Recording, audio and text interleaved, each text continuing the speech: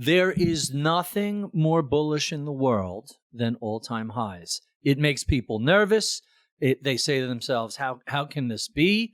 But if you were to only make purchases during all-time highs, you would outperform somebody who dollar cost averaged the rest of the time.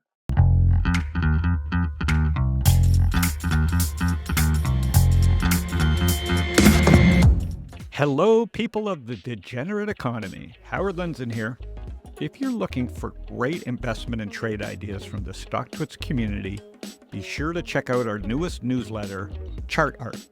Every day you will get a free list of 5 to 10 easily digestible ideas you can quickly click through and follow up on, even with the person that shared the idea. Take our email that went out April 22nd, where we highlighted Kava. This stock is up 57% since the email. Or Arista Networks, which we shared on April 24th and is up 39% since. We have dozens of these that have been big winners already for our community. Be sure to go to chartart.stocktwits.com or check the link in the show notes to get the free daily email. Good night from London. You are here on Trends with Friends. We're covering the globe. I just did my first Wimbledon, broke the cherry. Talk about it for a sec. But hello, Barry Ritholtz, joining us from Currytown, USA, Long Island. I think you're in Long Island. Mm-hmm. Yes. And work from home day you today. Didn't get the message. You and JC are wearing the same colors. It could just be it's blending in. And by the way, Barry, you look good. But yet you still make JC look thin. And you look good. Well, Barry and I have nice tans because it's summertime around here in the Northeast. So we got to show it off, right, Barry? Come on. That's right. And that's slathering 30 on. And this is what you two are old friends. But we have our fourth friend today, regular Michael Parekh from Houston. He survived the hurricane. It's 2 million people without power right now? Right now, it's still... they didn't put the wires in the ground as Barry. So there's literally no compute or AI in Houston. Forgetting food, there's also no compute, which we will get into. So NVIDIA could miss a quarter with the hurricane. I don't know if they're related, but so we've got Barry Ritholtz as our guest today. Phil's on vacation as usual. Barry, who's the anti-health, the anti-Phil. I am actually working with Phil. That's what I say. You look before great. You start, I feel so you're good. listening to Phil? Phil's you are listening to Phil? Yeah. Yeah, he's onto something. He definitely is. JC looks lean. Mike looks lean. I'm on a binge eating Indian food in London with friends, as we just chatted about. And that's what I do when I come to London. I eat Indian food with JP Regswani. It's unbelievable. Those are London calories. When you come back from the UK, you leave. So we're going to get right into the markets. But first, if anybody ever gets a chance, I'm almost 59. My first Wimbledon, JC, I just saw a 4-hour quarterfinal match, like 10 rows up, Medvedev versus Sinner. Sinner, 22 years old, ranked number 1 in the world, maybe the first Italian male top seed ever, I think.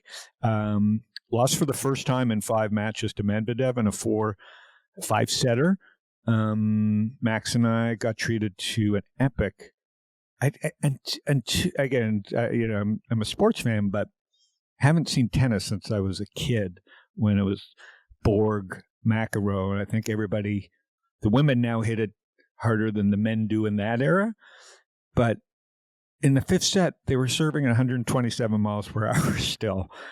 And the pace, it's like watching us play ping pong is like watching men play tennis. So it's really, really kind of a mind-bending athleticism to see that. So I'd urge anybody who ever has the chance. And by the way, what a great London is built up. Wimbledon is really a spectacular park / end of the world kind of train. At the end of it's very west, I think, London. But fantastic. Has anybody ever been? Have any of you guys been? Oh, yeah. London's cool all the time. No, I mean the Wimbledon. Never been to Wimbledon. Howard, wasn't there a top seed Italian player a couple of years ago in Wimbledon? Italian? I don't think so. Bettazzini, something like that. That name sticks out. Top 10. A dish. Nadio. That is a dish that you've had many times in Long Island. JC, how do you recommend the bettazzini? You're having food. You're gonna make me go to Google. Food withdrawals. Okay, let's get right to the market, and then we're going to talk what's good, what's bad. AI. I really want to talk AI. Barry has some thoughts.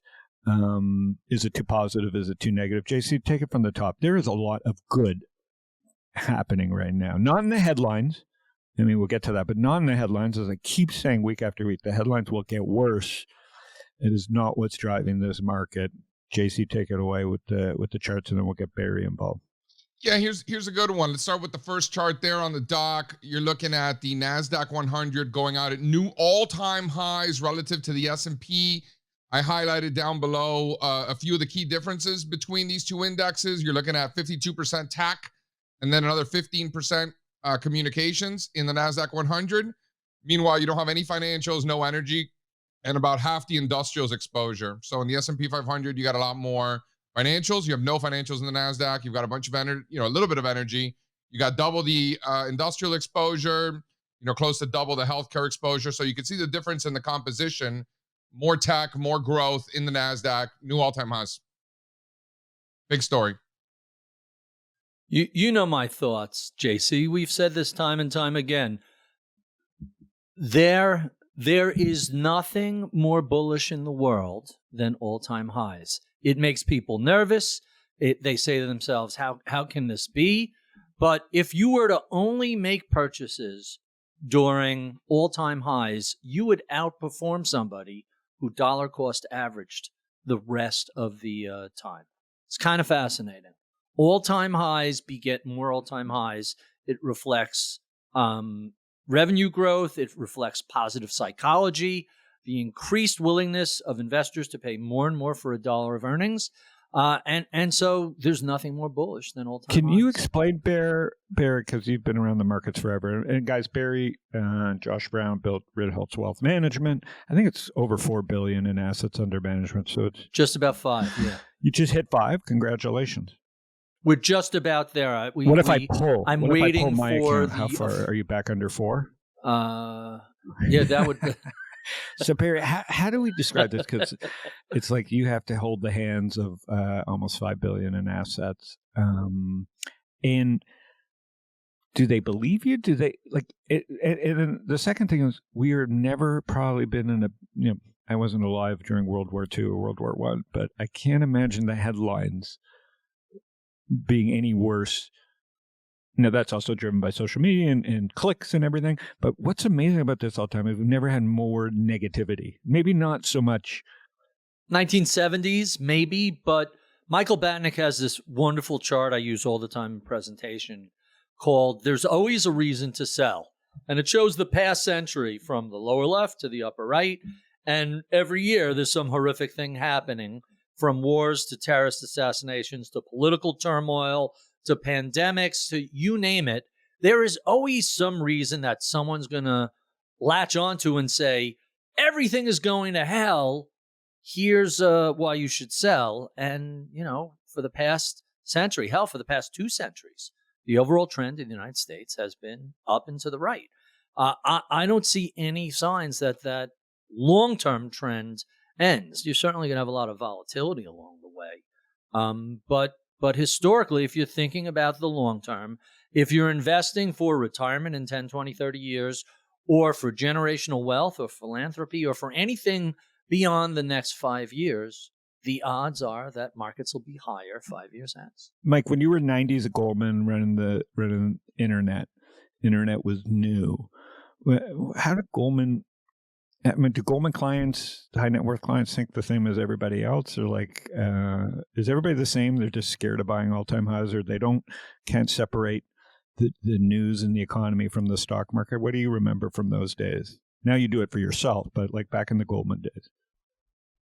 No, the Goldman days, again, same thing. I mean, it's only in hindsight that it becomes obvious that, hey, the 80s were just an extraordinary period in terms of both the financial and the secular technology trends all coming together. The advent of the spreadsheet and PC in the 80s allowed the entire financial industry to rethink how to do computations and new projections and so on. And that, just got started in the 80s and then really hit its way in the 90s, etc. But in terms of Goldman, in your question, no, there were also lots of things for people to worry about all the way through. Remember, the phrase irrational exuberance was coined right in the teeth of the 90s in terms of the beginning of the internet cycle. So that's always the case. And so I kind of go with what Barry's saying. The market's going to go through walls of worry. You've got to look at just a lot of bottom-up underlying drivers and where the alternatives are for people to put assets. The one thing I would say this time around, it just feels unlike in the 90s and the 90s. We didn't have commission-free trading. People paid. There was a friction to trading and investments. So it was mostly an institutional game. And Goldman, we were an institutional shop, and that was also the beginning of a lot of the index-oriented stuff. The passive index wave was just starting. All of that was just in the beginnings. We only saw all of that as in hindsight as big tailwinds that took the markets to the levels that we have today. But those were secular trends that were kind of independent of the things that we all constantly worry about. Interest rates, the Fed, economy, the blips every quarter, every week, actually, in terms of statistics and so on. I think to shout out to Excel, I don't think people realize, I always talk about this as like maybe still, 30-something years later, probably the biggest boon to the financial markets comes from the spreadsheet, like from Excel. Like the idea of corp dev, the idea of being able to go public at scale. Nothing happens without Excel. Like that 90s boom of surrounding Excel, probably still today, the AI, there's all these investments trying to automate what Excel still does. Really fascinating. It's like software is eating the world. He's right? moved on. No, He's moved software- on. We're going to talk about that because I know you've interviewed Andreessen, but now he's talking about government. But go ahead, Mike. But to Howard's point, it is sometimes the most prosaic of applications that in hindsight are some of the biggest. You look at today in 2024, we're sitting here, the crux of even the AI curve, et cetera, and the way, Apple's dominance in iPhones, it's messaging. It's text messaging, which was one of the first things we had even before the internet in the 80s. And so to your point on spreadsheets, yes, I think spreadsheets in hindsight were a massive augmentative force for people to make computations and make more knowledgeable decisions about what they were investing on a bottom-up basis. Before that, we had to go, you guys are too young to remember this, but we had to go to the IT department and have mainframe people basically run projection on how, what does that happen if we take the growth rate from 4% to 6%? Those kinds of things. You couldn't do that. What we have right now is, like we said, the headline's bad. We have, shout out to Microsoft and Excel. So we've got Microsoft at all-time highs, Excel, AI. We have Netflix pushing all-time highs, streaming, attention. We have Facebook pushing all-time highs, Amazon there. We have Goldman Sachs, my Google, Goldman trend, the 3Gs. Goldman today crushing quietly. No one cares, breaking out to all-time highs. And then you had Amgen and Regen. You have Biotech, although the indexes, JC, are lagging. Let's walk through Biotech now, at least the big caps. Eli Lilly just did a $3 billion acquisition.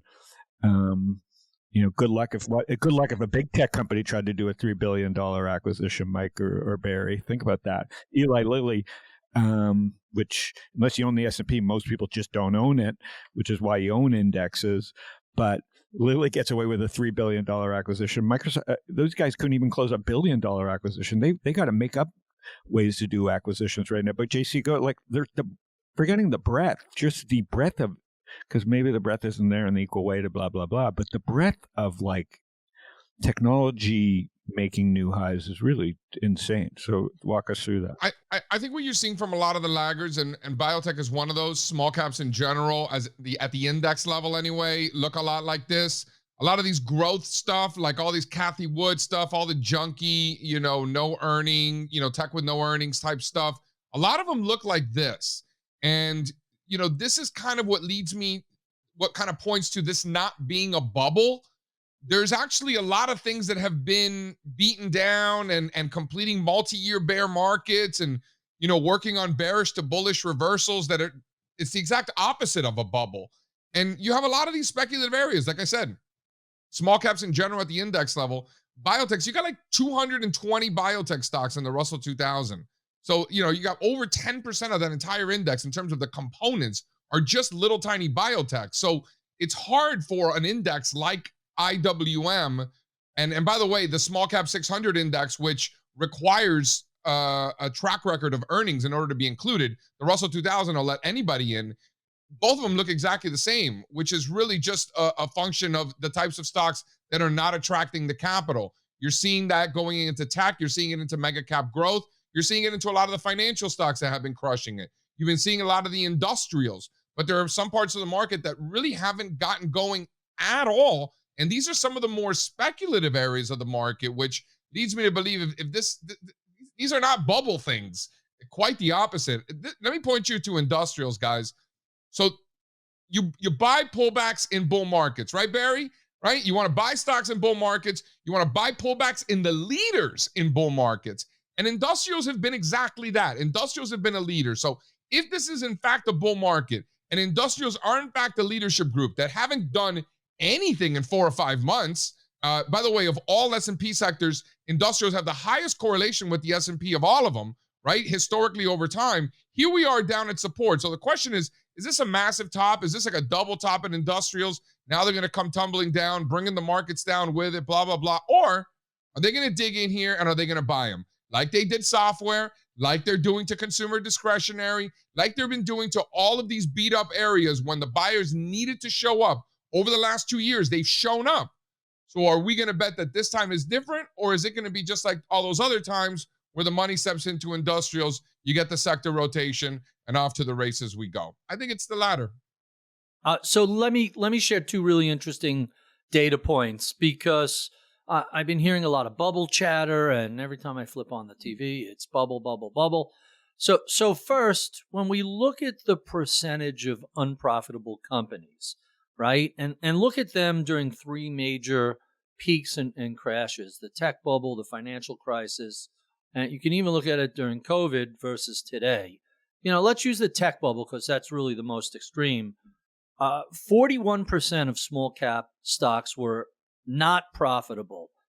A third, 32% of mid caps were not profitable, and 28% of large caps were not profitable. And that was a bubble. Now you fast forward to today, 44% of small caps are not profitable, 19% of mid caps, and only 7% of large caps are unprofitable. And whenever people say, well, what about the Magnificent Seven or the Fabulous Five or whatever the phrase of the day is, we have all this concentration. Well, the Magnificent Seven are doing over $2 trillion with a T, $2 trillion worth of revenue, and just about 300 and change billion in profits. The question isn't why are they almost 30% of the S&P 500. The real question is why aren't they more? This is the biggest driver. We forget when you're in the middle of something. I don't care if it's flight or spreadsheets or mobile or AI. When you have these secular game-changing shifts that alter society for decades, the market's going to make speculative bets on everything in that space. I don't know which of them are the winners. I like to buy them all. But you end up with a situation where people focus on that and they say, gee, these industrials, they're kind of running away. Look at how inexpensive the steam companies and leather belt companies have become. When does this mean reversion take place? And the answer is when you have a real innovative break, a real technological shift.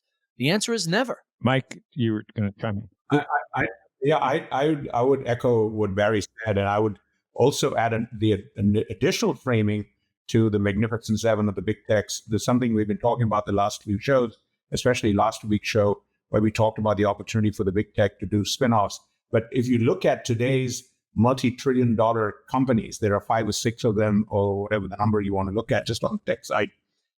They have anywhere from 3 to 6 to 8, depending on how you count them, businesses within them that each could be worth $500 billion and up.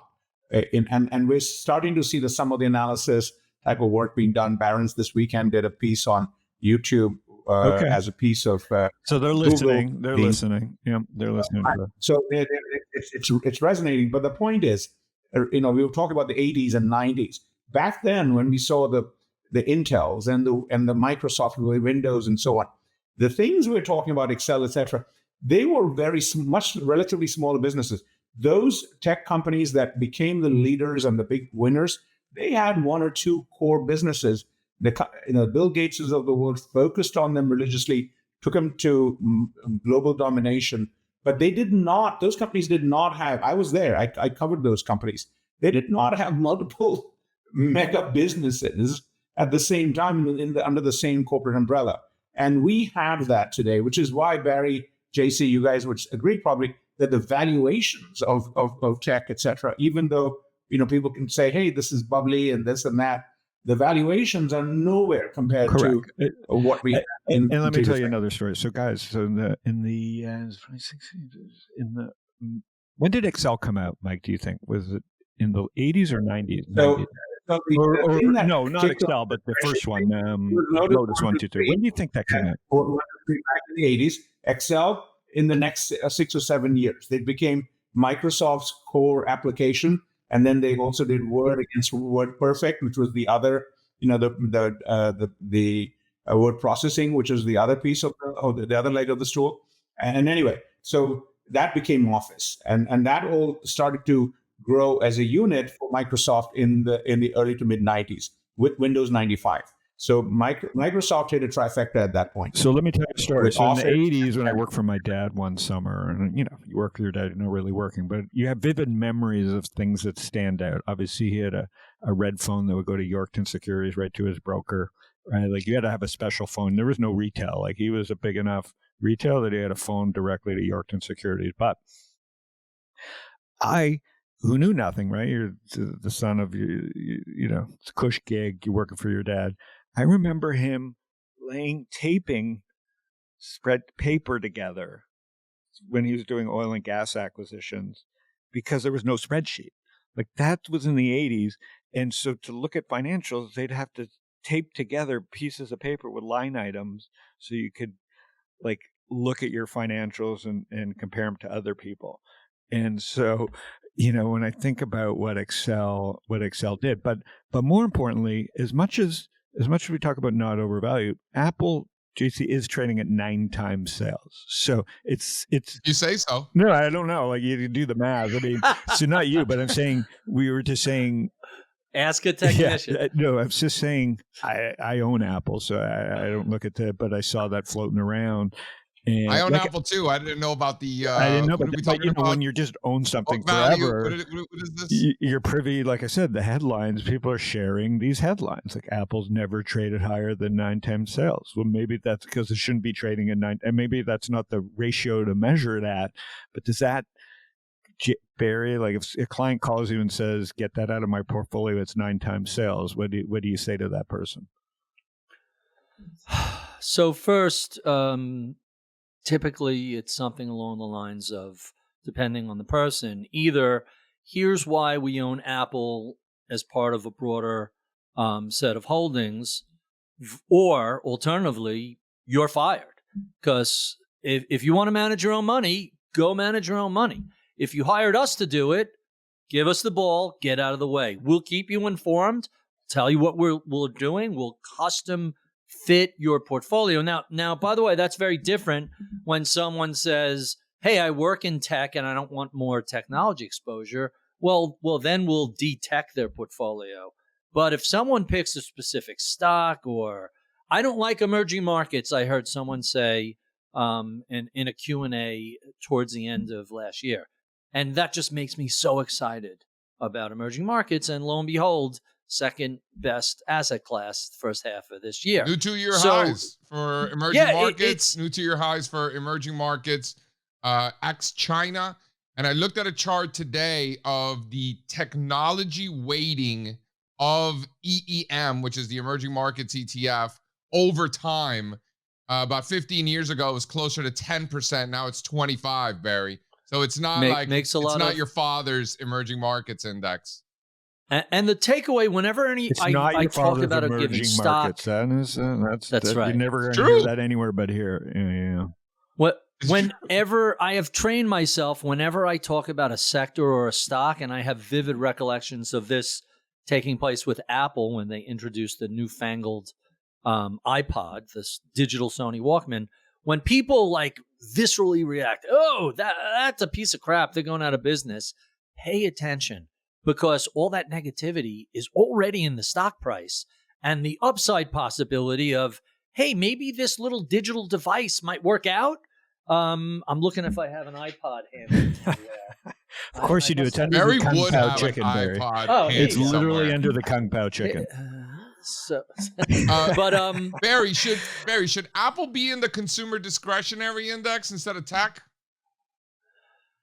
That's a really interesting question. We're out of time. First of all, that is an unfair question to ask Barry Ritholtz on any podcast. First of all, if you speak to parents, it ain't discretionary. So maybe that's maybe it's really a staple. Is it a staple? That's right. That's right. And second, I mean, they make hardware and software. Where else you? Michael, what do you think there when he says that? Go ex Goldman. You're talking to the converted. I mean, it's beyond a consumer staple. It's like as you know, it's like it's at the category of food. I mean, we had power go off. Everyone was freaking out, not about the lights, but there was no internet. And there was no I couldn't read about my impending death on the internet.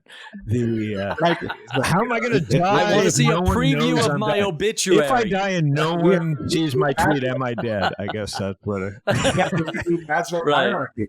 If a death occurs in the forest, and no one if I take a shit really in my happen. pants during a hurricane and I haven't tweeted it, did I shit my pants? My God. All right, hold on, throw up. Listen, I would take the Maslow hierarchy and scratch out, output Wi-Fi at the bottom, internet at the bottom, Maslow's hierarchy. Sorry, but no. You got Barry, you got Howard's in London going to freaking Wimbledon, so everyone's being all bougie. So why don't you bring up the chart of Ferrari hitting new all-time highs? And I got a lot of shit this week because I said Ferrari's a great indicator for the consumer, right? Like the consumer discretionary stocks, right? And I got so much shit about how me and my rich friends, because I have so many Ferraris, like how I'm so, detached from reality. Am I the one that's detached from reality about Ferrari being a good leading indicator for consumer discretionary? Or is it just that Ferrari is a good leading indicator for consumer discretionary? Like, am I so off by saying that? No. Well, the wealthy lead the middle-class consumer, and Ferraris are certainly a wealthy economy. purchase. It's the ultimate luxury still. Yep. But the other thing we're missing here, because we were talking about the 90s, back in the 90s, Ferrari, the majority of their market was basically US and Europe. Okay, today you look at Ferrari, the majority of their sales are in Asia, in the Middle East, and then maybe Europe and America. The whole thing is flipped over. Okay, you talk about LVMH, you talk about all of these things, $150, $200 billion, the demand. In a world of 8 billion people, there are a lot of wealthy people than we had in the 90s. I'll tell you, and I'll give you another anecdote. Lanny Lowry listens, is 80-year-old, 84? Has bought a Ferrari every year now. He just bought a yellow Ferrari. Lanny, shout out to Lanny. He can't even fucking get in the thing. And he's in good shape. He's no Joe Biden, but I mean, he's like, you can't die with it. And there's no other way. You're not going to buy a Hermes purse if you're a guy. So you're going to buy a Ferrari and your grandkids can use it. And so you have this aging, wealthy generation. I'm not a Ferrari guy. I'm kind of just a Porsche guy, and I'm not really a car guy. But God bless. Like, so that Ferrari chart, when I see 80-year-old men now saying, hey, I'm going to die. But By the way, what Howard is saying, I'm not a car guy. Every time Howard picks me up somewhere, he's in a different car. Like not over a the last fancy decade, car, he's had they're like used. the new They're BMW, and then used. you're right, like I'm not a car guy. Every time I see you, you got a different car. You will never see a car Ferrari guy. in this house. But what I'm saying is, with Ferrari, JC, Why is that? I don't know. Why, you're too embarrassed? You're a man of the people? No, it's loud. It's too small. You don't have to buy a loud It's like one. saying I'm not a and skinny there's a jean button you could guy. push, I mean, I make like it less jeans, but I'm loud. not- Barry skinny knows jean about guy. this. Barry's a car guy. Barry's the Barry's car a- guy, and I got him into. I don't have a Ferrari, but if I get the town to let me build another garage back there, But what's I'd have interesting, room JC, for is Ferrari goes to all-time highs. Rolex watches are down 30% from all-time highs. So it's not all luxury all the time. This is rotation, even in luxury, amongst brands. that was a pandemic-driven outlier. And by the way, if you look at automobiles, there is literally a YouTube channel called Supercar Trader where this guy tracks all of the individual cars, to what's near their highs, what's come off, what's selling. Many luxury cars, many high-end sports cars are substantially off of their highs. Okay. I'll share that link because it's really a We'll put it in the fascinating. links. JC, anything Can we else circle technically? back to Barry, are you suggesting that I have a point here that perhaps the chart of Ferrari is a leading indicator for the consumer discretionary index, considering they move up together, they move down together, they move up together? You think that's legit? Say that again. I want to make sure I'm getting that. That the Ferrari, it's been moving up with the consumer discretionary over time, moves down with consumer discretionary, moves up, moves down. I Ferrari's don't know. making new all-time It highs. hasn't. It's not a negative. It really hasn't been public long enough to track. What a But cop you know, out, Barry. He's right. He's right. His classic clients are Ritholtz listening, cop-out. JC, his clients are listening. no, I don't think it's been. I don't think it's been public long enough to draw that sort of conclusion. I know what you'd just buy, yet. a baby blue one. JC, technically, before I go to things, I want to just go around the horn with like 8 things that are bugging me. Because technically, the market's fine. Like, technically, and as Michael and Barry have said, fundamentally, you can nitpick, but we're not in a bubble. So it's your Barry. you know. Barry studied a lot of bear markets over time. Barry, a historian, right? Barry, in these bear markets, how many times are you seeing all-time highs in these bear markets? Is that something that happens often? Often. How about never? In fact, one of the reasons bear It's a markets are leading so question, Your Honor. difficult. That's a leading question, Your Honor. One of Throw them an the alley-oop. reasons bear markets are so challenging is because the last inning or two of a bull market pulls forward years worth of gains. My favorite example from October 22nd, 1999. I just happen to remember that date because the Fed did a $50 billion stimulus on my birthday for the That used to be next a 6 lot. months. By March 2000, the NASDAQ had doubled. How many years of forward gains did that pull forward? Whoa. And so you don't, in fact, JC and I have talked about this. New bull markets don't begin at generational lows. They begin when you break out to new highs. The generational lows for the 82-2000 were 74. It wasn't until you get to 82 where you cleared that plot. I'll talk in JC language, that prior 16-year range of resistance. Once you broke out of that, new bull market off to the races. 18 years, about 1,000% on the Dow. I don't recall exactly what the numbers were on other indices, but not that far off. 3/4 of which were multiple expansion, not earnings gains. Wonk, wonk, So wonk. not the death of wonk, equities. wonk, wonk.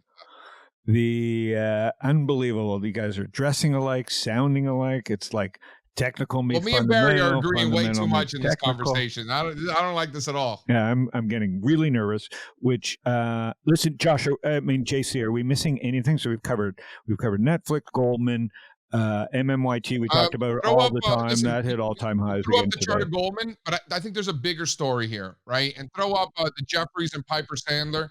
These are the types of charts that, would lead me to suggest that perhaps we're in the earlier innings of something more substantial. It's the next one down. Something more substantial. I mean, look at names like Jeffries and Piper Sandler doing nothing for several years now, completing these bases, breaking out to all-time highs. To Barry's earlier point, again, I hate to keep agreeing with Barry, but he was talking about the S&P 500 breaking out of this massive range. That's when the new leg started in the early 80s. This is a more micro version of that, right? This is a more cyclical version of that structural breakout that Barry was referring to. This is a more cyclical breakout within a longer term uptrend, but it's not just Goldman Sachs, it's capital markets in general, financials breaking out to new all-time highs. Go to the next one. This is Berkshire Hathaway.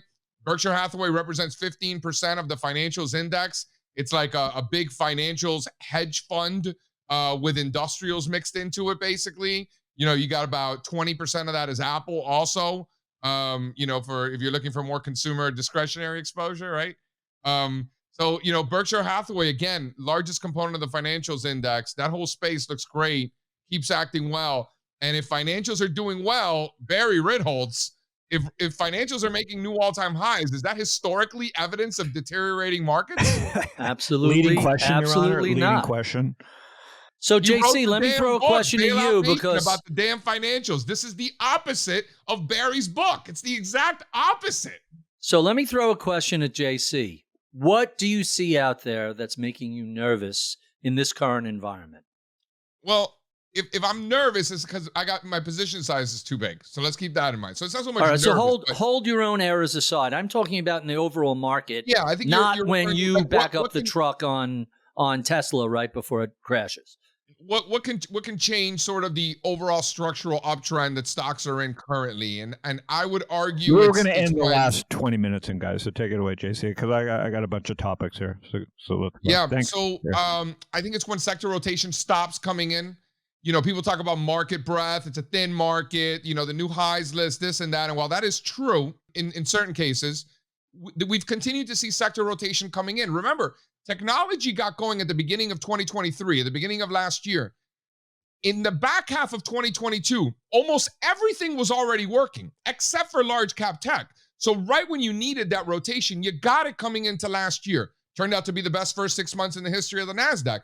Boy, did that rotation come in. But discretionary, industrials, financials, they were already working in 22.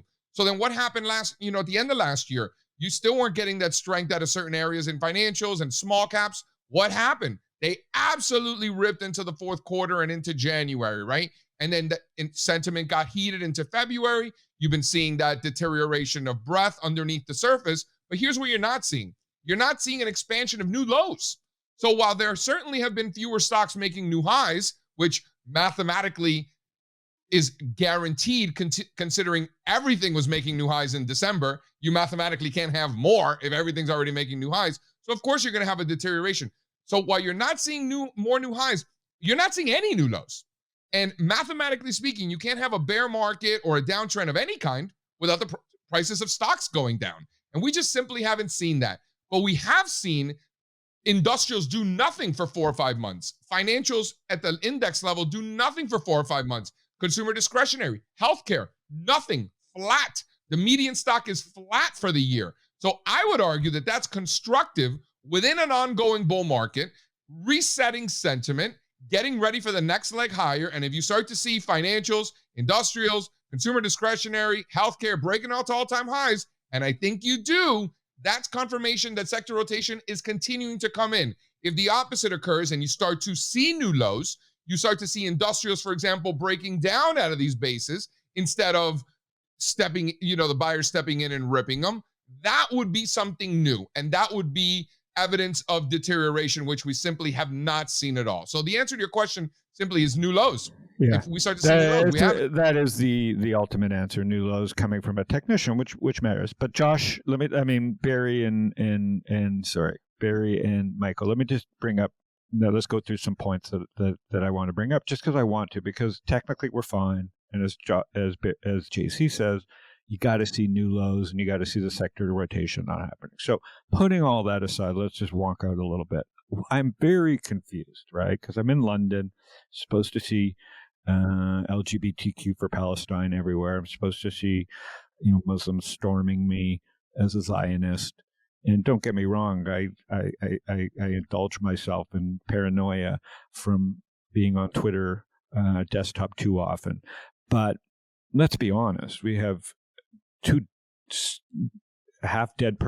mostly dead person, and Trump as United States representative. Is the market? Barry? What is the market pricing any of this in? Is the market even looking at the election? Shouldn't it be looking right now at the election? So is the market pricing in? It has been. So We've what's seen the market pricing in, Barry, and then Michael? What am I supposed to understand here? I don't think. First of all, we put way too much emphasis on which party controls the White House when we look at markets. You go back historically. If you only own stocks when Republicans were in power, or only own them when Democrats were in power, you underperform just buying blindly, and it doesn't matter who's in power. Partly due to compounding, partly due to it's not relevant. Second, when we talk about pricing in, what is the market going to price in? If Trump wins, easier regulations, tax cuts, or bigger deficits. If Biden or another Democrat wins, what are we pricing in? Rule of law, but more regulations and maybe higher taxes and slightly lower deficits. I mean, those things don't matter to the simple question, hey, what are you doing to feed, clothe, and house your kid? Because that's 2/3 of consumer spending. Then you look at everything else that's out there. On top of that, who's in the White House matters so little to the stock market unless there's a really big mistake made. And look, the market sold off really rapidly. I think you could make a very obvious case that Trump didn't take COVID seriously, but the private sector, with the help of government, the RNA vaccines that were developed, there was a lot of public monies that went into the private sector to help develop things that eventually became the vaccine, and that would have happened no matter who was president. So, yeah, you had a wicked 34% sell-off in the beginning of COVID, but you also had a wicked 69% recovery later that year. And it was the best 12-month period in the history of the stock market. I mean, that just tells you stretch that rubber band too far, right? It was, the panic, the mostly kind of sort of eventually efficient market hypothesis is that over the short term, us primates react in a group and we, swing from the trees and fling poo and do really stupid things, including panicking. Oh my God, no one's ever going to go back to work. We're never going to leave our house. There's never going to be a vaccine. It's all going to hell. Down 34%. And what was it, like 17 trading days, some crazy period? That rubber band was stretched so tight. Then, hey, we're working on a vaccine. This mRNA stuff is really coming along, and we could have a vaccine within 6 to 12 months. Not coming from the sitting president, but the head of the National Institutes of Health and Fauci and Pfizer and Sanofi and all these other big companies said, no, we're very close to a vaccine for this. And that's when that plus the largest fiscal stimulus since World War II as a percentage of GDP, CARES Act 1 was about 10% of GDP. You have to go back to World War II to find something similar. That drove the market higher. Whenever stuff hits the fan, you can rely on Congress critters freaking out and throwing other people's money at the problem to make it go away. That's what happened during COVID. So you're saying RIAs will save us, RIAs like yourself? No, we're just along for the ride. We're not going to save. Michael, anything stand out here? Listen, it's obviously the market seems to not care. That's what it's saying right now, the volatility. Because nothing's changed, Howard. Okay. It's not that it doesn't care. It's that nothing's changed. You can see it in the polls. Look at the first slide. So even though there's been rotation in the Democrats, right, the winner of the election has not changed at all. So it's not the market knows what it's getting with both candidates, right? You're either getting Clockwork Orange or you're getting Weekend at Bernie's, but they know what the market knows what it's getting. So there's no and nothing's changed, right? So even though you had the Harris overtake the Biden, right? You have it in the first chart. Trump's stayed steady on the presidential. So okay. Oh my God. The market's interested in other things. It's nothing new. Casey's analogy. Remember, there was no sequel to Clockwork Orange, multiple sequels, and in Weekend with Bernie's. So, and that's not a political statement, but just want to Fair Can point. I Look, can I he's leading the nominate charge, see? Idiocracy as the film we all should be discussing instead?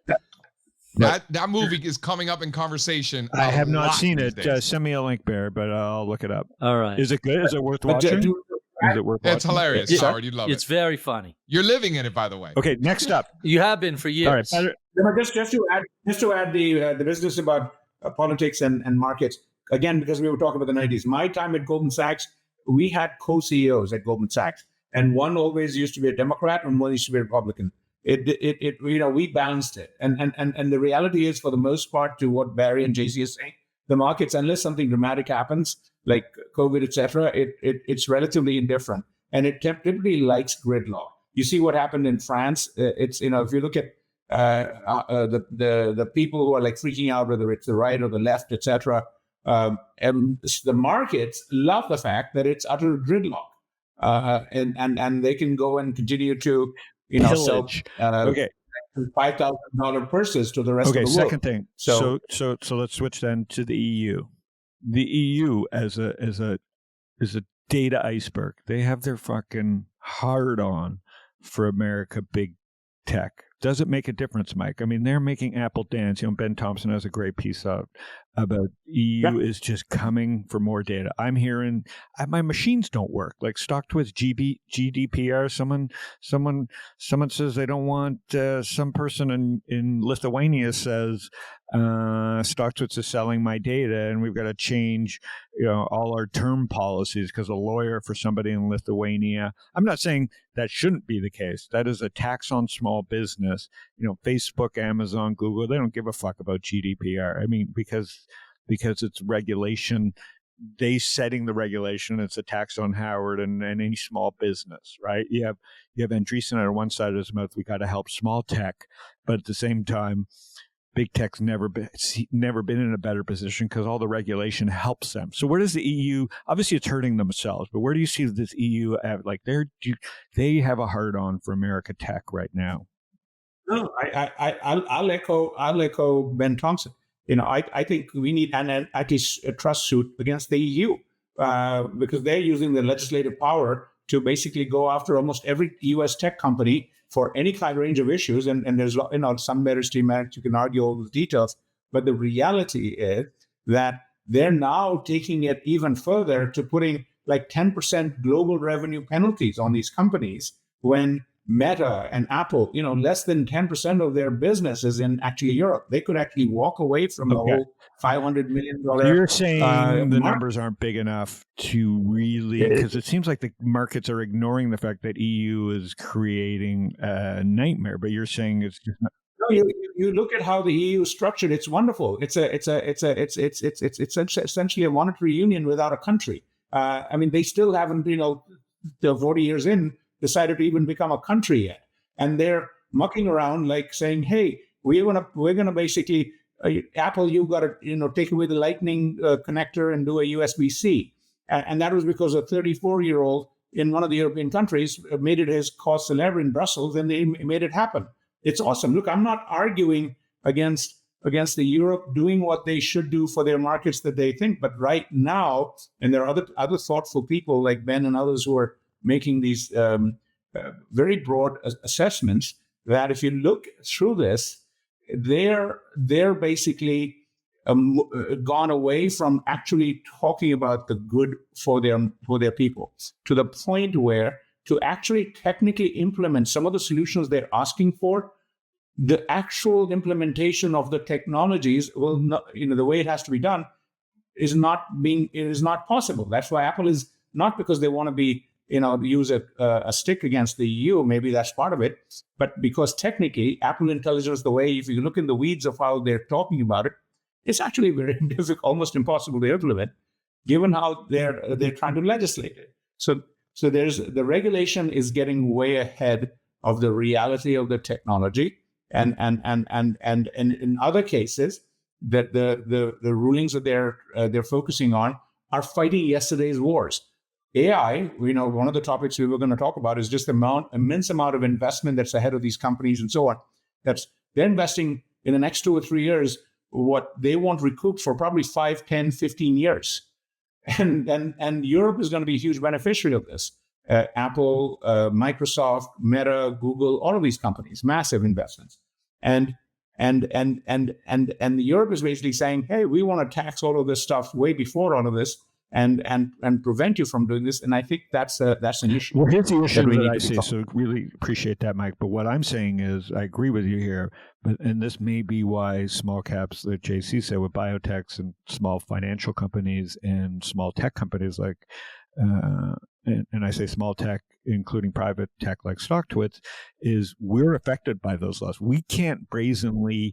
We still got to hire a lawyer in Europe for $1,000 to $5,000 a month on retainer to deal with GDPR. So there's even a small company like StockTwits, that's $60,000 a year for Lithuanian somebody to keep on retainer. And that's a tax that Facebook can afford to pay. That's not a tax that our U.S. small. So we're getting, goes to small caps. We are getting fucked. And their Mark Andreessen is totally on point in terms of fighting for little tech. To be fair, even more important in Europe, because to your point, the costs of this stuff are above the capabilities of the small companies. To be fair, the privacy laws in the U.S. are garbage. They're shit. And somewhere between the EU at one extreme and the U.S. as the Wild West is where an intelligent policy lay. But the fact that, your cell phone isn't private, your data isn't your own, the email spam, the phone spams, it leads to billions and billions of dollars in fraud and losses, which are absorbed by the consumer. And sometimes big tech has to step up and say, like, I don't understand why Verizon hasn't, or other bells haven't done something about all of the various, spoofed calls and things. I don't think a technology solution is difficult for that. And the result is that, who still has a landline at home? I have terrible cell service where I live. The only reason I have a landline is to occasionally let the utilities know that the power went out. And I have a gas generator, so I could, go for weeks without ever responding. So to me, there has to be a happy medium. You are hitting the nail on the head. You pointed it at Verizon and the telcos. Most legislators have not done that. The telcos have been some of the biggest benefactors of DC for a long time. If you look at who the regulators are holding up, it's Zuckerberg, it's Satya Nadella, it's Sundar. It's seldom the CEO of Verizon or T-Mobile or AT&T or whatever, because those companies for 20 years have been selling your data way before Facebook even figured out how to put ad tech on the Experian, TransUnion. Yeah. Go look at the pre-Facebook Facebooks. All right, one subject. Our privacy is already way before tech. Let's end with AI, because JC's going to go. Let's end with AI. We'll have Barry back. AI. The CEO of Microsoft was at Aspen. Okay, because data is important to all of it. We just brought up data on one end. Data is important to small business like myself, too. We've spent 17 years building our own data. Microsoft's AI CEO came out and said, fuck you. Obviously, he's talking his book. I forget his name. You know his name because you Satya Nadella. No. Their CEO of AI. Oh, okay. Okay, he came out and said, he looked me in the eye. He looked A24 in the eye. He looked New York Times in the eye. He looked everybody basically in the eye. He's talking his own book. Mike, where does this feels like a big battle brewing, right? He's talking his book. He's saying and Elon Musk lost his first lawsuit. He says you can't have it both ways. Twitter's, you don't own your data. So let's walk through this a little bit for everybody. He said it in a more full-throated way what OpenAI, Microsoft, Google, etc. have been saying for a while, which is that there is a fair use element of our data for the Googles for all of these companies. And they've been rapidly, since the ChatGPT moment of November 22, they've been rapidly changing their terms of service on every product that 2-3 billion people use, saying that basically now we can take your data and do generative AI with it. What Mustafa Suleyman said was it was made out to be more aggressive than it probably meant it at the time, because I watched it several times. It's on YouTube. It's worth watching. But he was basically saying that, look, ultimately, as all of this data and the new data that's coming gets used for AI with permission most of the time, that we are going to find that there is a massive societal good out of it in terms of fair use. And when the legislation all is gone through and the negotiations are gone through, we will find that there'll be a net good out of it. The way it came out in the headline, it basically made it sound like this data is all ours. So it made for a great headline if you look between the lines. So he said, I think he said it in a little bit more aggressive way than he probably meant to say it, but that is the directional comment that most of the AI companies and the researchers are thinking about this. If at any point this thing goes to the Supreme Court and it shoots down fair use of training data, like across the board, and it sticks, then the entire AI industry will be back 10, 15, 20 years. That's not what fair use is. If you wanted, fair use is to take a small amount of something and use it in public discussions. If you're the Wall Street Journal, you have this massive library of your own internal content that you can use to train your own AI. The same goes for Bloomberg or the Washington Post or any big content producer to turn around and say, you have a century of data that we're going to use to build this, and it's fair use. I got to call bullshit on that. Hey, if you want to license it, here's what it's going to cost you. Tell you what, give us 20% of the company, and you can have all our data. Otherwise, go fuck yourself. See you in court. But Barry, that's what I would I advise. say again to small companies like StockTwits. This goes to small caps underperforming. We're getting squeezed on both ends, small caps, because you got the EU making regulation more expensive for smaller companies, and then you have the FANG saying, good luck, sue us. We're training our data. Good luck finding that. Go retain a lawyer or a series of lawyers. So we have. Well, are they training their data on StockTwits? That should be your data.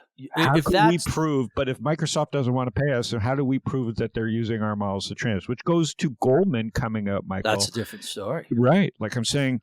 Who cares if I'm right or wrong? But look at the small cap. Look at the S&P 600 small cap technology index, and for all the talk about mega caps dominating and small caps can't keep up. Look at the first chart that I just put here in the doc. That's the small cap technology index. Look at the top components. Tell me if you recognize any of these companies: Fabrinet, SPS Commerce, Insight Enterprises, Badger Meter. Marathon Digital Holdings, we know, Form Factor, Axelis, Itron, ACI Worldwide, Advanced Energy Industries. I never heard of most of these companies. Those are the largest components of this index that has been in a long-term structural uptrend, hasn't done anything in 2 or 3 years, but pushing up against new all-time highs. I wouldn't short this with Lindson's money. Like this is. He wouldn't get much carry with that, right? Like this is the opposite of what people are saying. It's only 7 stocks and the mega caps and all this is bullshit. Right. No, we're with you. I'm just trying to bring up points that it's not.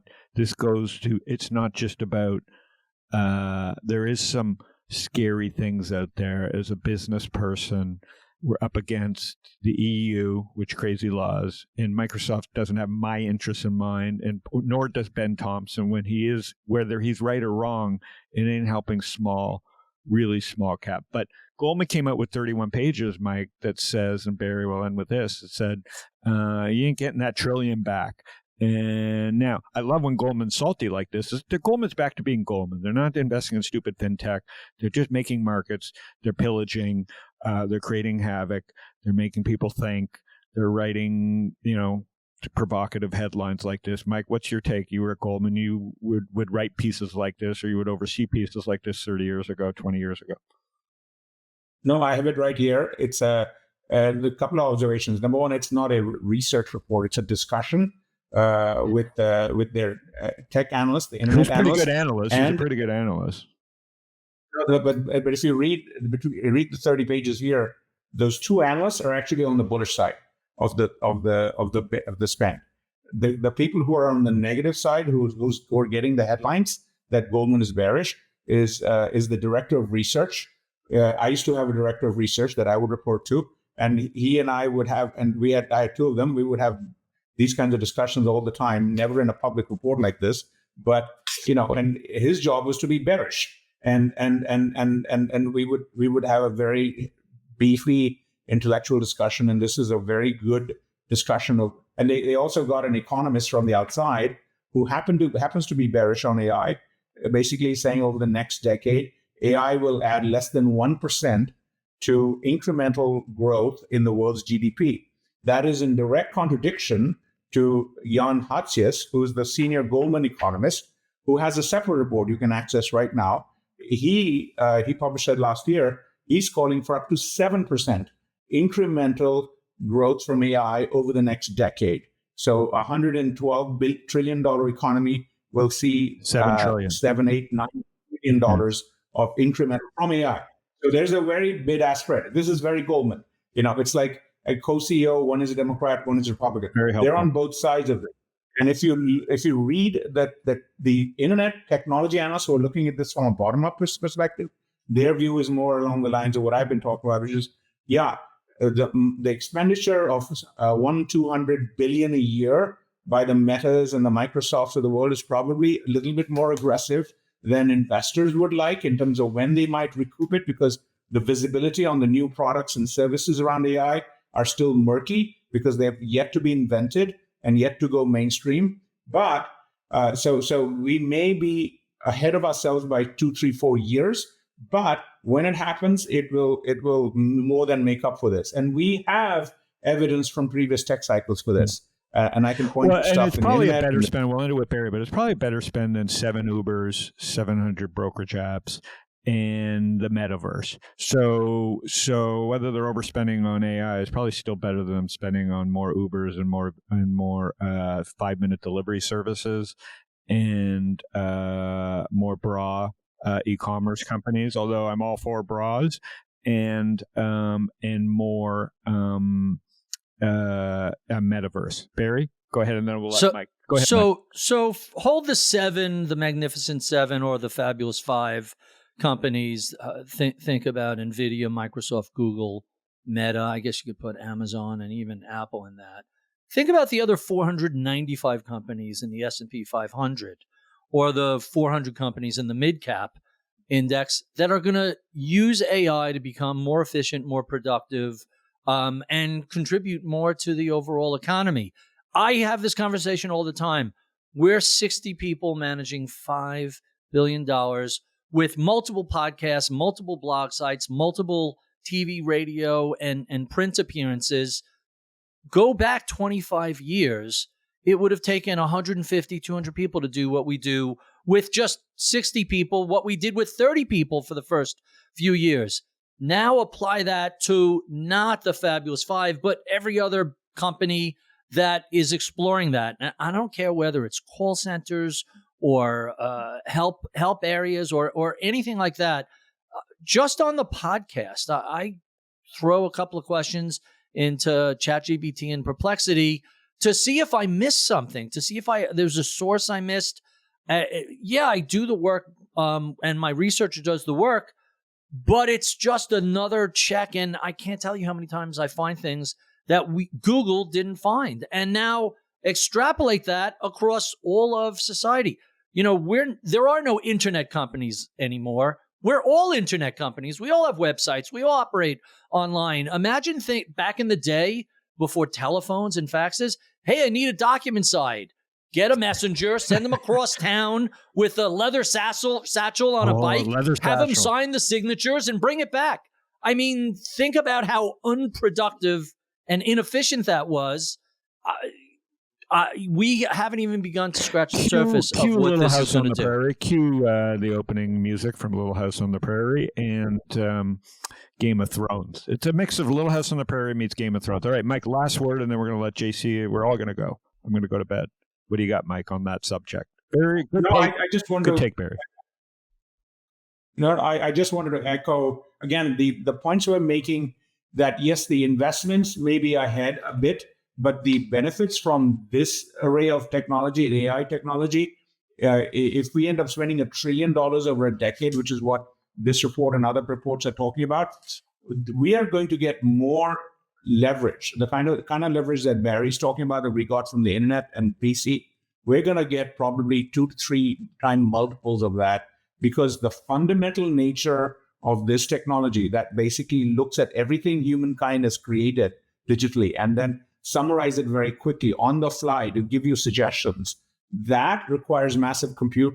The compute that this report and others like Sequoia and others are talking about, $600 billion a year, this money is better spent faster to accrue back in returns potentially than the $1 trillion that the telecom industry spent to build out the backbone of the internet in the 90s. And we went down in the crash of 2001, 2002. Less than 2% of that bandwidth was being used by companies. But in the next 10 years, guess what? Netflix, et cetera, ended up using over half that bandwidth. We're going to see that kind of use of this data center, GPUs, chips that we're talking about, that is multi-billion dollar.